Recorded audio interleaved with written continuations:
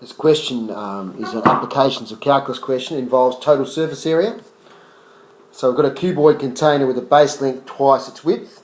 Is to be made up of 48 square metres of metal. Show that the height is given by the expression h equals 8 over x minus 2x on 3, where x is the width of the base. Okay, so there's the width of the base, x. Since the length is twice the width, that gives us 2x there, and we label the height of the container as h. So what we have to do, as we do in all of these questions where we've got to find the function for the volume of this cube. I should have mentioned that later on we do have to find volume, so remember that. But like those others, we have to get everything in terms of x. So at the moment we've got h and x as our two variables. We've got to get h in terms of x. Before we do that though, it's worth remembering or recalling the total surface area of a sphere.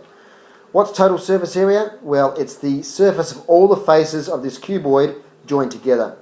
Because, as the information suggests, we've got to make this container out of 48 square metres of metal.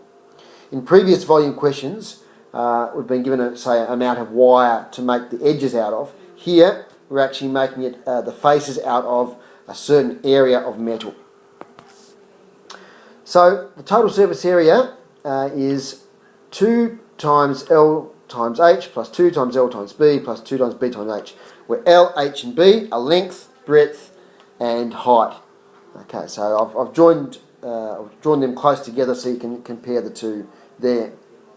How does that formula come about? Just quickly, well, we've got 3 types of sides. That's the 2x times H side, and if I shade the other side there in blue, okay, so we've got 2 sides of the same area there.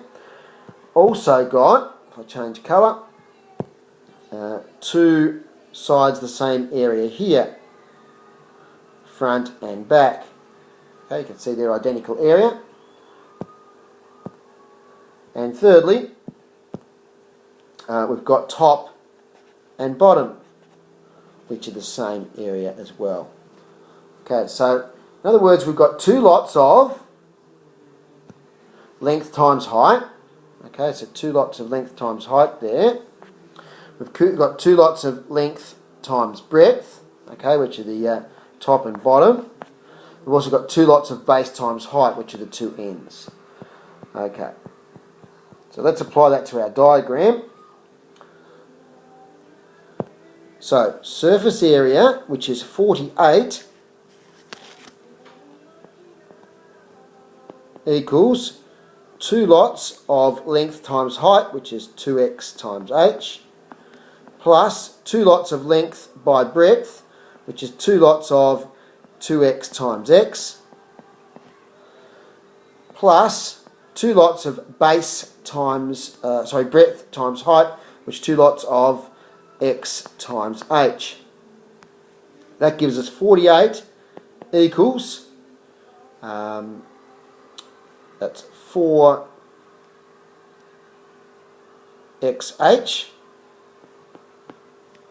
plus 4 lots of x squared plus 2 lots of xh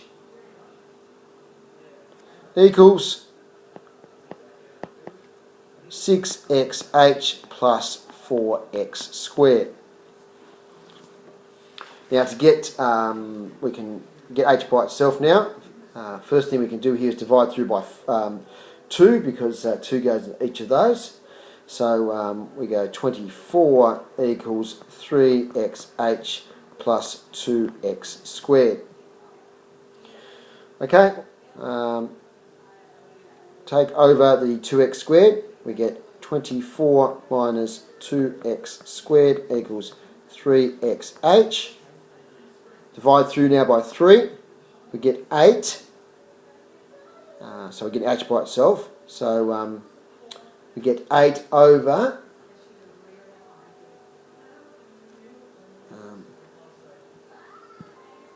just running out of room there, so I'm moving over here. So we divide through, sorry, not by 3 but by 3x to get h by itself.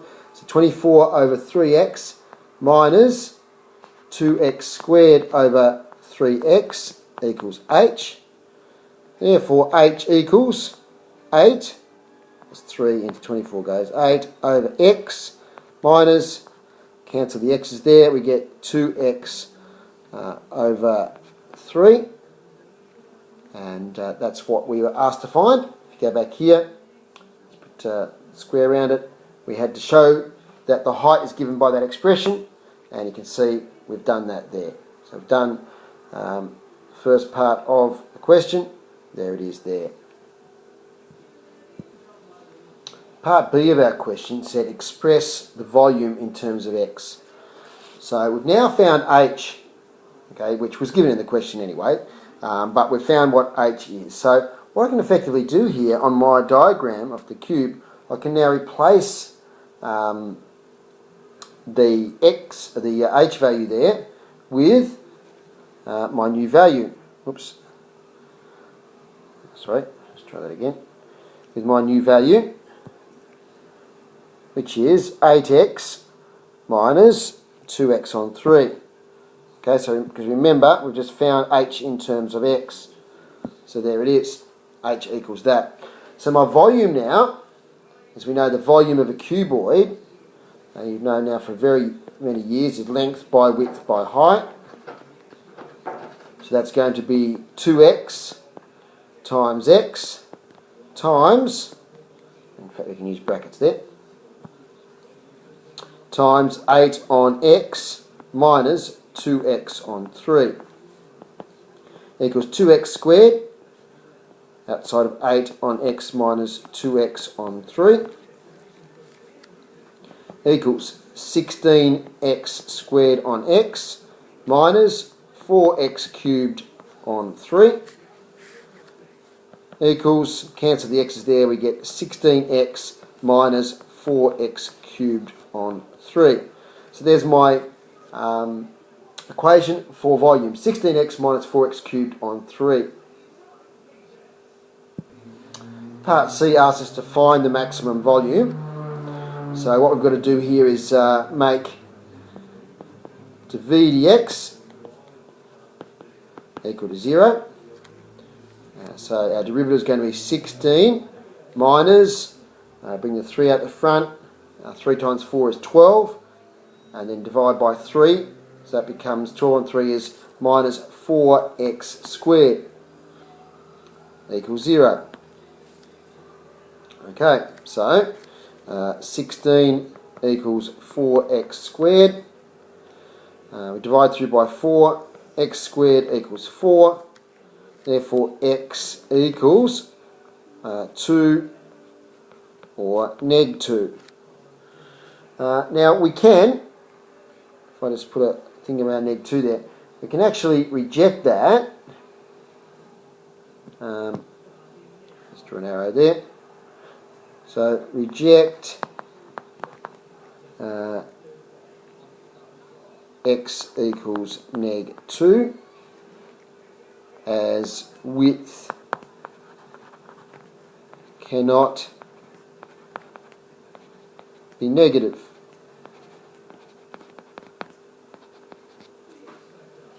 Okay, so that leaves us with 2 as our value for x, which gives us maximum volume. So now we have to draw up a gradient table. Okay, I've set up the gradient table here, and you can see I've put in 2 as my value there, which gives us the maximum. I've chosen 1 to the left and to hand side of it, and 3 to the right hand side of it. Looking at the gradient surrounding 2, because remember that tells us whether it's a maximum or minimum. I've substituted 1 into the gradient, 16 minus 4x squared, and substituted 3 into the gradient, and we get a positive answer for 1 and a negative answer for 3. That gives us our pattern of positive plus negative. So x equals 2 is a local maximum because we get plus 0 negative. Now, we haven't finished because we've got to find the volume. So remembering our volume equation is 16 minus 4x cubed.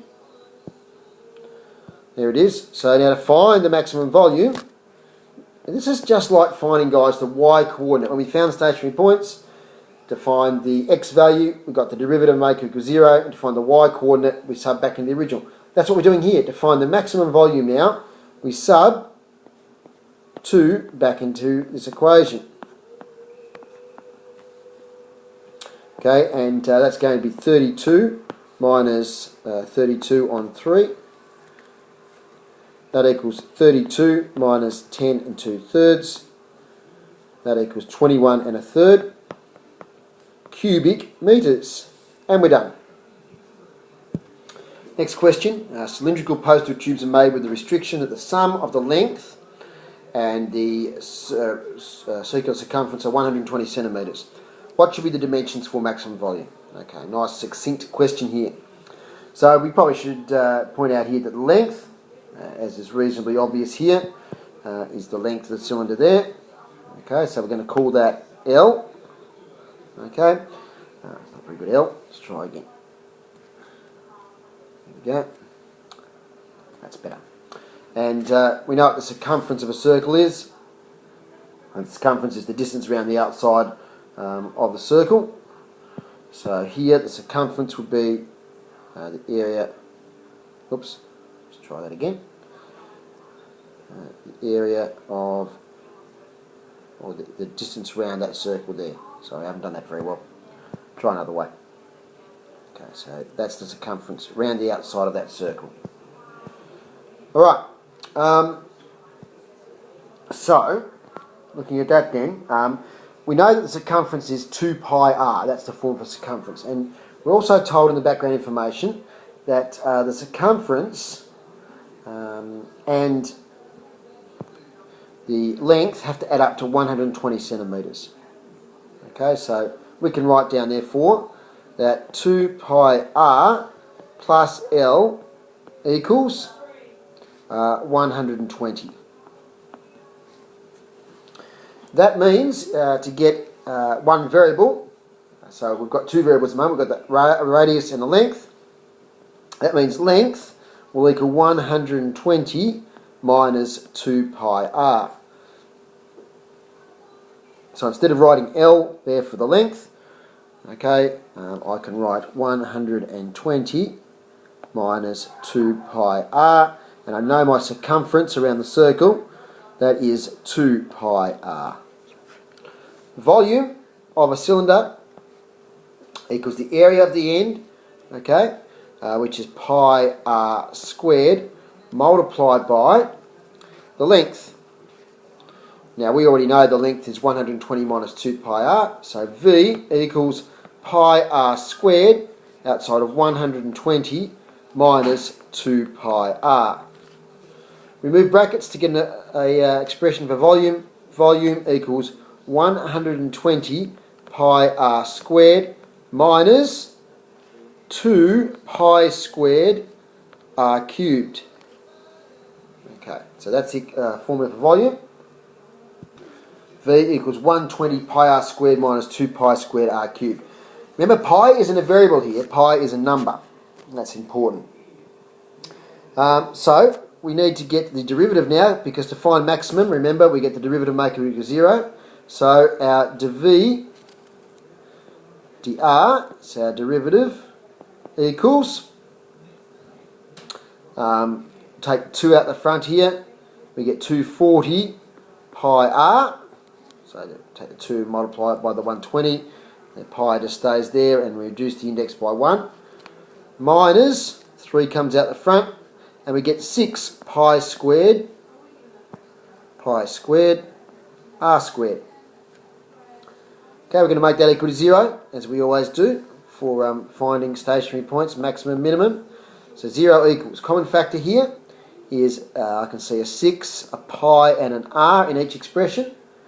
So 6 pi r outside of 40, because if you put 6 into that expression there, you get 40, minus pi r. That gives you two equations, either 6 pi r equals 0 on the outside of the bracket, or 40 minus pi r equals 0. Okay, so that one expression there generates two little equations. Now, this would end up giving us on the left here r equals 0. Okay, we can reject that. 1. Okay, we can reject that because the radius can't equal 0. So we have to concentrate on the other solution here. So 40 would equal pi r. So r would equal 40 over pi. So that's our radius, which would give us maximum volume. Okay, I've put the gradient table to you here, and 40 on pi was our maximum. I've chosen 10 to the left of it and 20 to the right. If you're not sure what 40 over pi is, you just put 40 divided by pi in the calculator. I think it ends up being something like 13 or 14, but anyway. So once you've worked out what 40 divided by pi is in your calculator, work out something to the left of it, 10, something to the right of it, which is 20. I've then subbed those into my derivative and worked out in the calculator positive answer for 10, negative answer for 20. So that gives us our gradient table there. Now to find the volume, we now have to substitute into our volume equation, which is, I'll copy over here, the value of 40 over pi.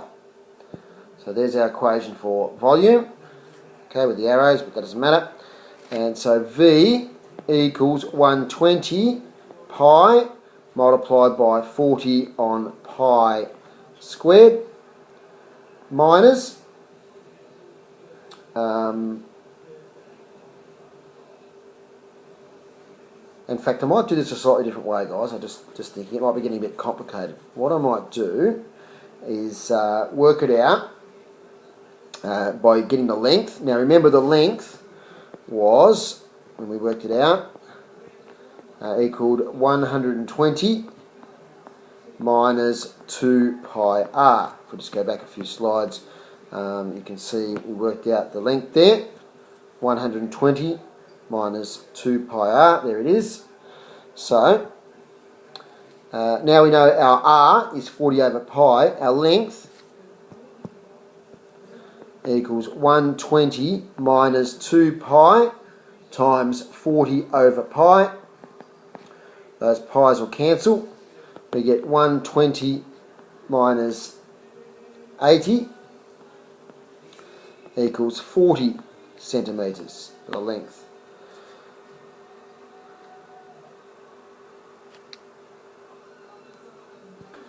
Just realised I was right to stop myself because it wasn't actually asking for the maximum volume. If we go back to the start, it said what should be the dimensions for maximum volume. So I'm glad I made that mistake because I didn't read the question carefully enough. The dimensions. So we've actually done it because we've got the length, which is 40 centimetres, and we've got our radius, okay, which is 40 on pi centimetres. It's my cat, sorry. Centimetres. So we've got our dimensions there for maximum volume, and we're just about done.